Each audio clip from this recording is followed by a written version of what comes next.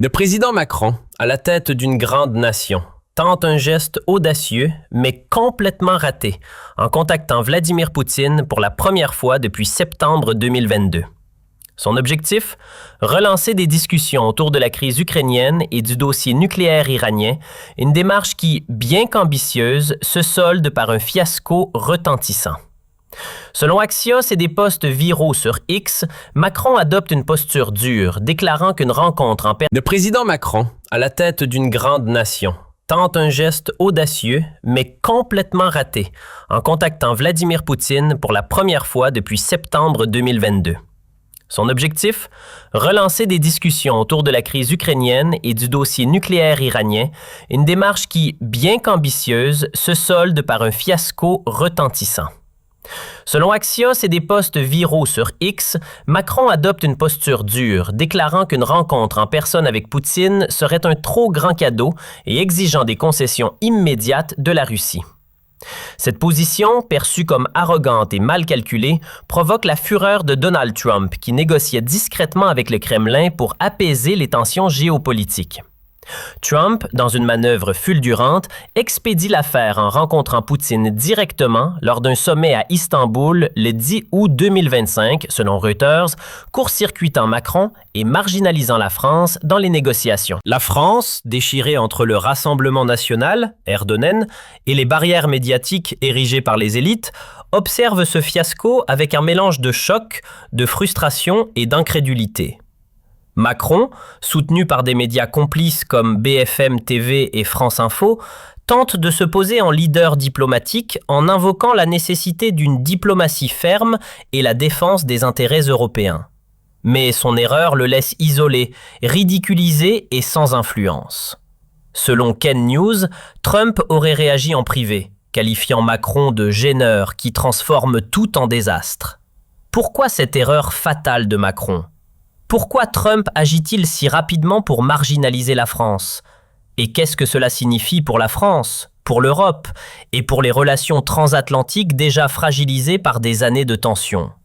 Plongeons dans cette crise explosive en décortiquant chaque élément étape par étape pour révéler la vérité. Des sources proches du Kremlin et de Washington, relayées par RFI et France 24, sont cinglantes. Macron a saboté des négociations délicates avec son arrogance et Trump a expédié l'affaire en prenant le contrôle, laissant la France sur le carreau. C'est un véritable uppercut au visage des citoyens français qui cherchent désespérément la transparence dans un océan de mensonges, de désinformation et de narratifs officiels imposés par les élites. Le Rassemblement national, devenu la première force politique aux élections européennes de 2024, dénonce sans relâche le mur antifasciste, une construction artificielle conçue pour marginaliser les voix dissidentes et protéger le statu quo. Ce rempart que les élites croyaient indestructible s'effondre comme un château de cartes face à la montée d'une soif populaire pour la vérité, amplifiée par les réseaux sociaux et les médias alternatifs. Le Rassemblement national, sous la direction de Marine Le Pen et Jordan Bardella, défend des principes clairs et inébranlables.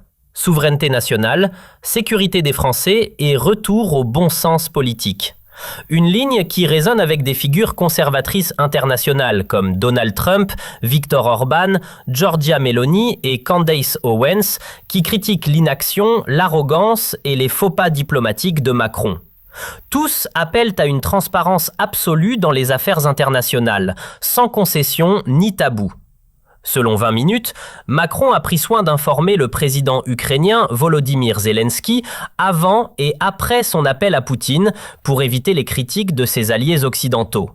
Mais son ton, perçu comme excessivement agressif et mal choisi, a exaspéré Trump, qui craint un déraillement des négociations délicates avec Poutine visant à apaiser les tensions en Ukraine. Sur X, des publications comme Politico Europe, 2 juillet 2025, qualifient la démarche de Macron de « diplomatie désespérée qui affaiblit l'Occident », tandis que l'activiste A.T. Jerry, 9 août 2025, rapporte que Trump a dit à Macron lors d'une réunion au Vatican « Vous ne devriez pas être ici ». Un moment confirmé par un expert en lecture labiale via Axios. Ce n'est pas un hasard, c'est un signal clair que les temps changent, que les peuples se réveillent face à l'hypocrisie des élites.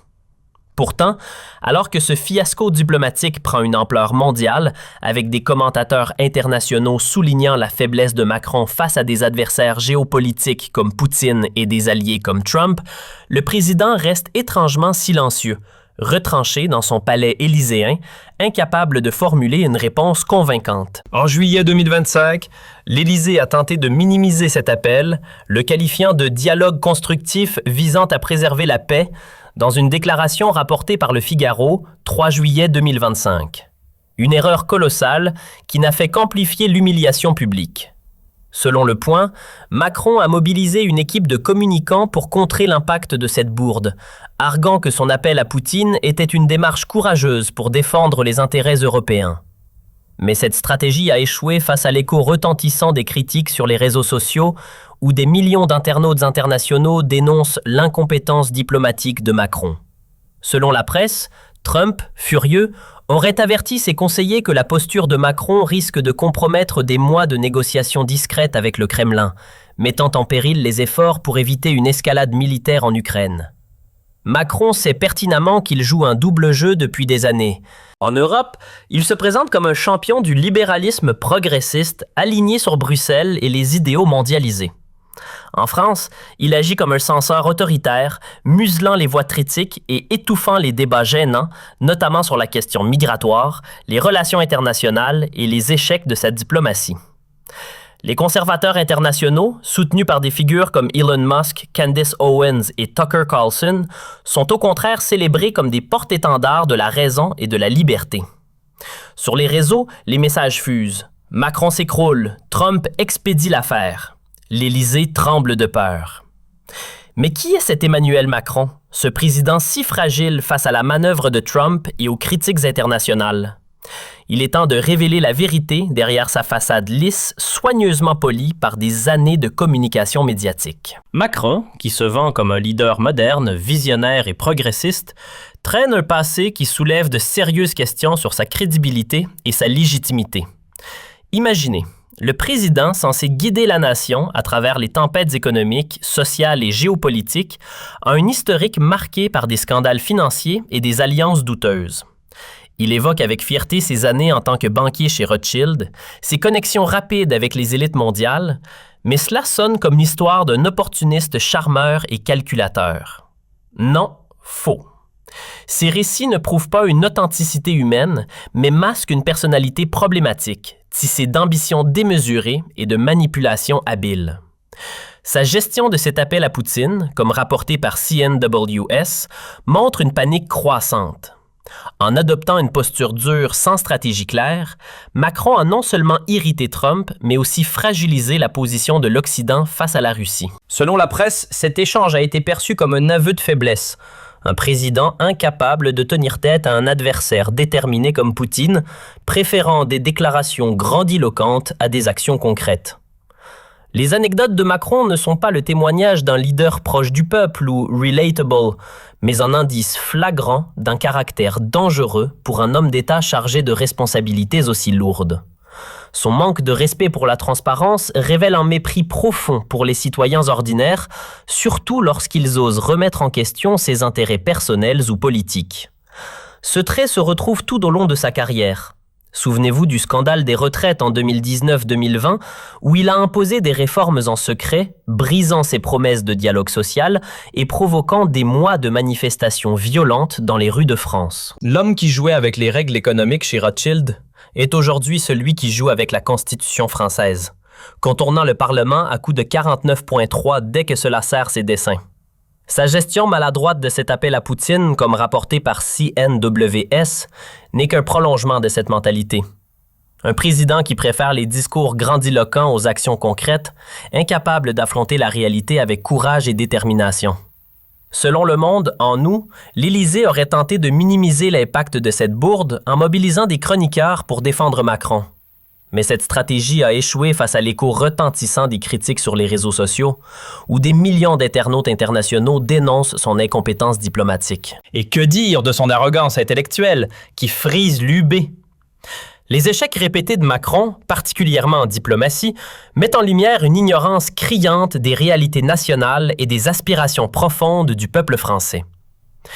Lui qui doit négocier sur la scène mondiale avec des puissances comme la Russie, la Chine, les États-Unis ou l'Algérie, n'a jamais jugé nécessaire de s'adapter aux préoccupations quotidiennes des Français. Chômage, insécurité, pouvoir d'achat en chute libre. Selon l'INSC, l'inflation atteint 5,2 % en 2025, tandis que le chômage stagne à 7,5 %, aggravant la crise sociale. Son choix de carrière, passant de la banque à la politique par pur opportunisme, en sautant les échelons traditionnels de l'engagement public, témoigne d'un pragmatisme froid, dénué de toute passion authentique pour le service de la nation.